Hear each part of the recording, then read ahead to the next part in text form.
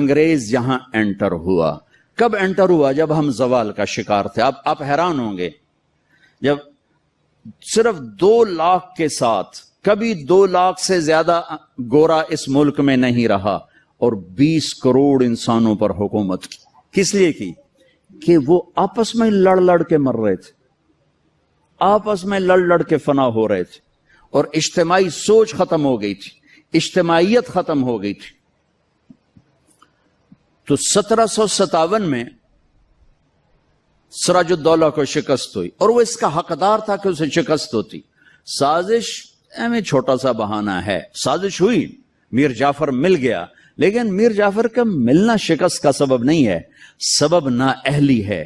سراج الدولہ دن کے 12 بجے اٹھتا تھا، پورے بنگال کا بادشاہ، اور اس کے مقابلے میں کلائیو، لارڈ کلائیو، اس کی کلرک کی حیثیت تھی. وہ کم وقت دن چڑھنے سے پہلے گھوڑے پہ سوار ہوتا تھا، اور دن چھپنے کے بعد گھوڑے سے اترتا تھا. وہ سارا دن گھوڑے کی پشت پر، اور وہ سارا دن رات کنیزوں کے درمیان، لونڈیوں کے اندر سراج الدولہ، اور دن میں سوئے ہوئے ہیں. نواب صاحب 12 بجے اٹھیں گے تو شکست تو پھر مقدر ہے.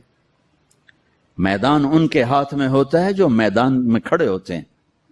راگ و رنگ، ناچ گانا، موسیقی، یہ زوال کی نشانیاں ہیں. جو قومیں تباہ ہوتی ہیں وہ سارنگی کی سر پہ تباہ ہوتی ہیں. جو قومیں سر اٹھاتی ہیں وہ تلوار کی جھنکار پہ سر اٹھاتی ہیں، وہ تیر کی سنسناہٹ پہ سر اٹھاتی ہیں. میری ساری نسل گانے بجانے میں ڈوب چکی ہے، اور میرے دانشور اس کو تہذیب اور ثقافت کا نام دینے کے لیے سارے زور لگا رہے ہیں. ارے مجھے چھوڑ دو، میری بات دیوار پہ مار دو. پاگلو، اپنے شاعر کو پڑھ لو جس کو تم سارے مانتے ہو. تجھ کو بتاتا ہوں کہ تقدیر امم کیا ہے، شمشیر و ثنا اول، طاؤس و رباب آخر. جب قومیں اٹھتی ہیں تو ان کے نغمے تلوار کی جھنکار ہوتی، گھوڑوں کی ہن ہناہٹ ہوتی ہے. ولادیات ذبحان، قربان جو میرا اللہ گھوڑوں کے ہن ہنانے کی قسم اٹھا رہا. ہائے ہائے ہائے ہائے. ولادیات ذبحان فالموریات قدحا فالمغیرات صبحا فاثرن به نقعا ووسطن به جمعا. تیمور نے دنیا فتح کی، کبھی محل میں زندگی نہیں گزاری، خیموں میں کم وقت سوتا رہا، ساری زندگی خیموں میں سویا. چنگیز خان دنیا کا سب سے بڑا فاتح ہے، ساری زندگی خیمے میں سویا، کبھی محل میں نہیں سویا. اس کی اولادوں نے سونے چاندی کے گھر کھڑے کر دیے، وہ موت تک خیمے میں سویا. کہ آؤ میں تمہیں بتاؤں کہ قوموں کی تقدیر کیا ہے، بلندی کب آتی ہے، زوال کب آتا ہے. جب شمشیر ہوتی ہے، تیر و تلوار کے نغمے ہوتے ہیں تو یہ اوپر اٹھتے ہیں، اور جب تانسین ہوتے ہیں اور طبلے کی تھاپ ہوتی ہے اور سارنگی کی سر ہوتی ہے اور گانے والی کیا آواز ہوتی ہے، تو پھر وہ قومیں سو جاتی ہیں، ڈوب جاتی ہیں، ہلاک ہو جاتی ہیں، تباہ ہو جاتی ہیں. تم شریعت کو بیچ سے نکال دو، تاریخ کو بیچ میں لاؤ کہ قوموں نے عروج کیسے پکڑا، زوال کیسے آیا. سارے حکمران ڈوبے ہوئے تھے سارنگیوں میں، کنیزوں میں، تو اللہ نے انگریز بھیجا، جاؤ ان سب کو جوتے مارو اور ان کو تخت سے کان سے پکڑ کے اتار دو. آخری میں ٹیپو سلطان تھے. لیکن جب کوئی قوم ڈوبتی ہے تو ایک فرد مشکل سے ہی کسی کنارے لگا سکتا، لہذا اپنی جان کی قربانی دے گئے. 1799 4 مئی 1799 دریائے توی وہاں بہتا ہے، اس میں اپریل کے اینڈ میں سیلاب شروع ہو جاتے ہیں اور فوجیں رک جاتی ہیں. لیکن میرے اللہ کو مسلمانوں کا اقتدار ختم کرنا تھا، تو اس سال موجیں نہیں آئیں، سیلاب ہی نہیں آیا، دریا خشک پڑا تھا. اور انگریز کی مدد کرنے والے کون؟ نظام الدین، حیدرآباد کے مسلمان حکمران. مرہٹے تو چلو ہندو تھے. جب ضمیر سوتا ہے، جب حکومتیں کیوں چھینی؟ کہ ٹیپو جیسے شاہ سوار کے لیے، شیر نر کے لیے نظام الدین کی فوج آ رہی، مسلمان فوج آ رہی، اس کے لیے تو انہیں ڈوبنا چاہیے، انہیں مرنا چاہیے، انہیں غلامی کا طوق پہننا ہوگا. میرے رب کا نظام ہے، میرے رب کا قانون ہے کہ یہاں نا اہل کو نہیں بٹھایا جا سکتا، اہل ہی آتے ہیں تو نظام چلتا ہے۔ وہاں میر صادق جڑ گیا، ادھر میر جعفر جڑ گیا۔ این جب وہ اگر یہ نہ بھی ہوتا نا تو بھی ہو ہی جانا تھا۔ میر صادق نے کہا بھائی وہ تنخواہ لے لو، فوج انگریز نے حملہ کیا، وہ کہتا آؤ بھائی تنخواہ لے لو، سارے تنخواہ لے لو۔ وہ پتہ نہیں کیسے کرائے کے فوجی تھے، وہ تنخواہ لینے کے لیے دوڑ گئے۔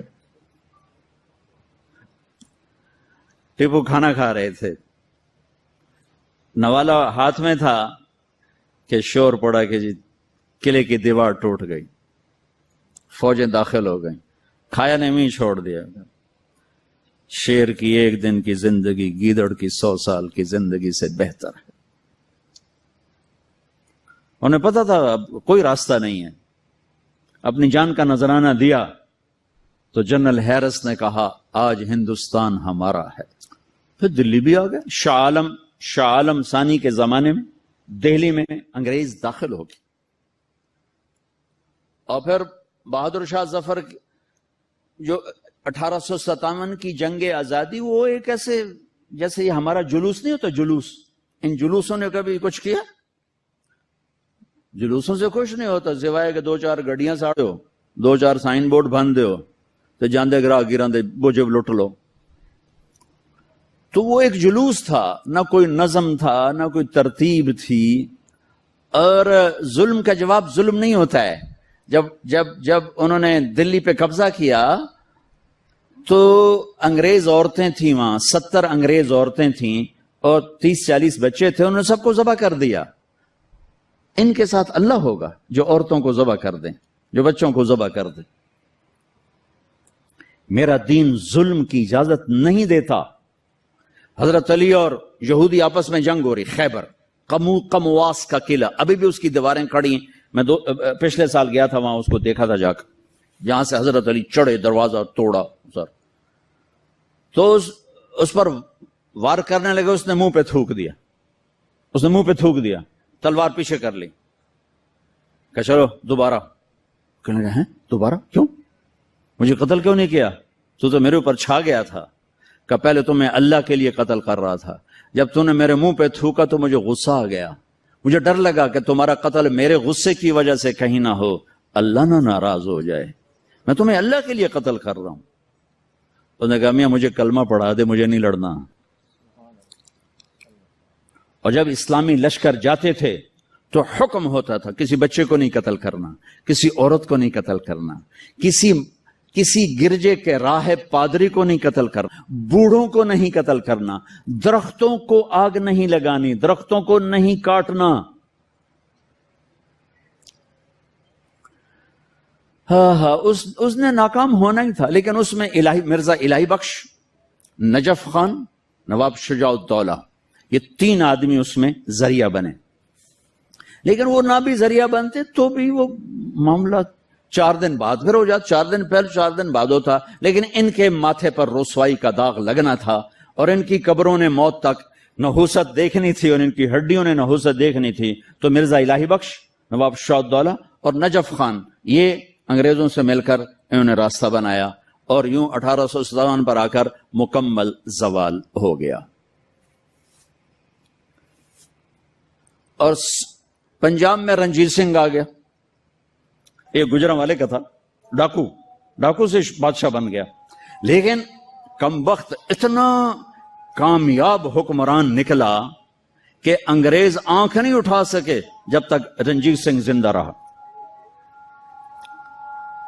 ایک آنکھ ضائع ہو گئی تھی جنگ میں، ایک وزیر مسلمان تھا، اسے کہنے لگا تم لوگ کہتے ہو تمہارے قرآن میں ہر چیز کا ذکر ہے، انہ لذکر لک ولقومک، اور ایک اور آیت اس کے فیہ تبیان لکل شیء، آیت نہیں ہے، مضمون ہے، علماء کی بات۔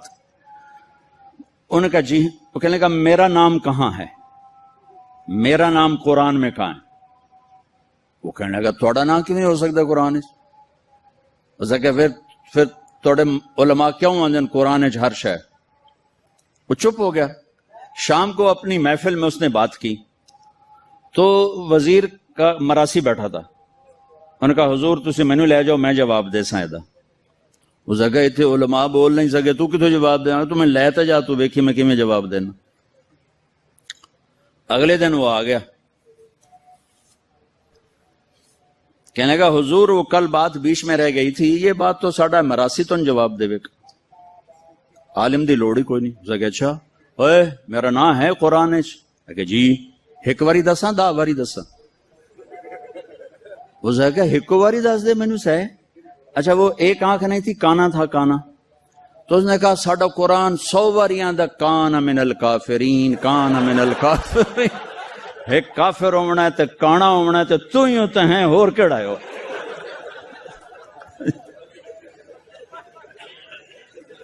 1818 میں اس نے میرا ضلع ملتان فتح کیا، رنجیت سنگھ نے، مظفر خان کے حکومت تھی، وہ 5 بیٹوں سمیت شہید ہوئے۔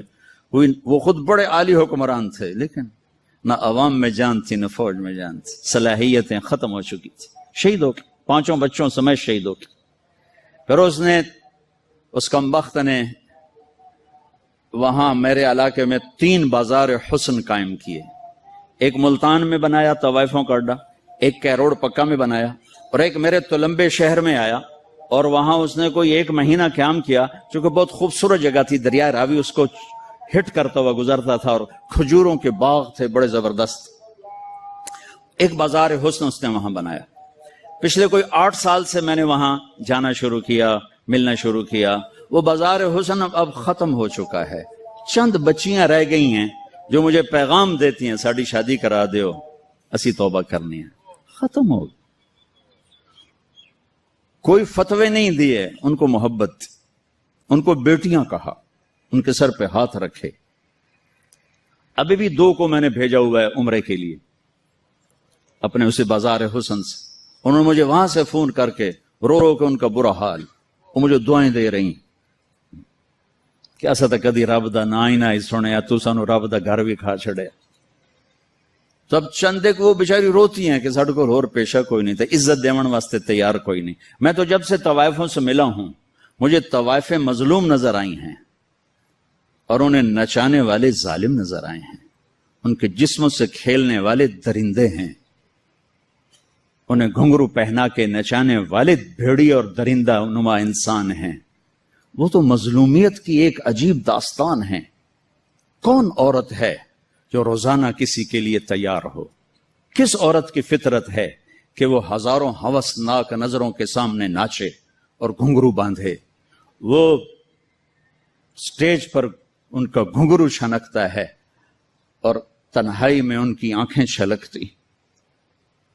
کہ میرے دیس کے مالداروں کا ظلم ہے کہ وہ انہیں نچانے کے لیے تو تیار ہیں، انہیں چادر پہنانے کے لیے تیار نہیں ہیں۔ میں زمینداروں کا بیٹا ہوں، میں نے سب اپنی آنکھوں سے دیکھا۔ ہاں، مالداروں کی ہوس کا نشانہ بننے والی طوائف ہو گئی، اور مالدار چودھری صاحب بھی رہا، کوئی دامن پہ داغ ہی نہیں۔ میاں صاحب کا میاں صاحب رہا، شیخ صاحب کا شیخ صاحب رہا، افسر کا افسر رہا، اور اس کے ماتھے پہ طوائف کا داغ لگا جو موت بھی نہ دھو سکی۔